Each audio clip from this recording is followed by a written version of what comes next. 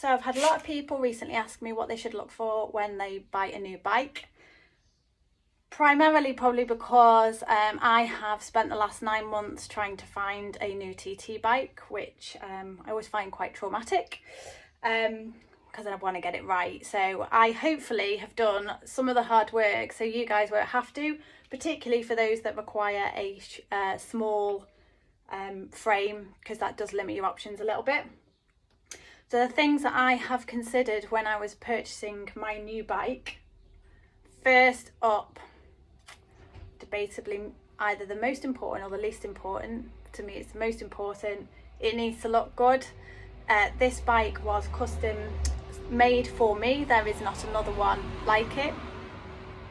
I love this bike, and it's been very, very difficult to find something to replace it. So actually liking the colour scheme was really, really important to me, because if I like the colour scheme, I'll look good on it, and that by default makes me go faster.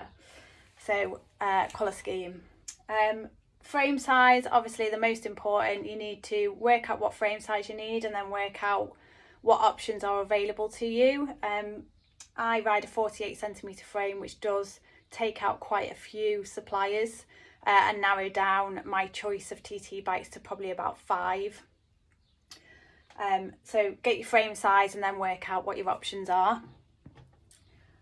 Next up, I considered brakes. So what braking surface did I want? This bike has rim brakes. New technology is now disc brakes, and I decided that I didn't want to buy a new bike with old tech on it, so I needed a bike with disc brakes on. So that then took another option off, because some of the newer female bikes don't come with disc brakes. So that was the second thing I considered. The third thing I looked at was crank arm length. So I ride 165s. For crank arms, that's this bit here on the bike. Now, you can swap these relatively easily, as in I can get someone to do it for me. However, if I'm spending a lot of money on a bike, I decided that the least the bike manufacturer could do was swap the cranks to something more reasonable for a 48cm frame.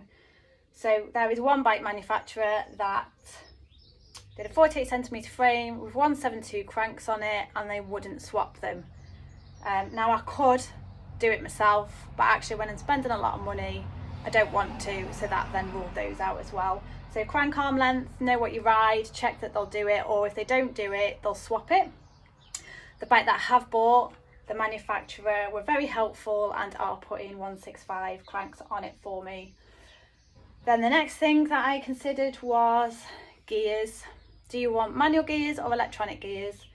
This bike has SRAM ETAP gears on it, which I love. They are wireless electronic gears. I click a button, it changes gear. It just makes me less lazy when I'm time trialing, to be honest, and doing triathlon. I tend to use my gears a little bit more because I can just click a button. So I wasn't going to buy a new bike that didn't have electronic gears on. So you can have manual gears, Di2, which is a type of electronic gear with wires that I didn't particularly want because I just didn't want the wires, or SRAM ETAP. My new bike will have Di2 on it, purely because I couldn't quite justify the cost of the SRAM ETAP, which I did really want, but there we go. So decide what you want and what you're prepared to sacrifice on, if anything. And then lastly, once you've made your mind up, it is worthwhile checking with one of the TTT bike fitters who's likely to do your bike fit for you when you've got your new bike, their opinion on adjustability. So the reason that I mention that is one of the reasons I am replacing this bike. It is very old technology and it is 10 years old, but I do love it. But I'm replacing it because I can't get the front end how I want to ride. So I can't get adjustment here where I need it, just because it's really old.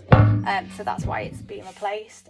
So once I decided, I did get in touch with one of the TTT bike fitters and just say, what do you think of this? Do you think we'll get it how I want it to ride it? And then once you've got all those things, you can decide what new bike you want, and save your pennies and get what you want.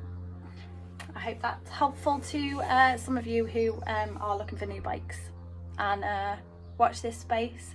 I'll be doing some announcements on my new bike when it's nearly here. I might be doing a little bit of an announcement on my wheels when they arrive, which are due soon for the new bike. So good luck, happy bike shopping.